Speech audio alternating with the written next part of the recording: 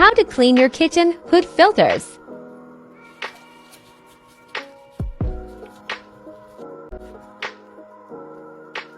Boil some water.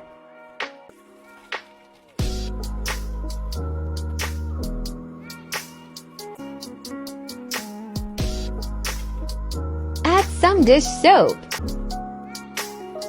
Remove the filters when the water gets a bit warm.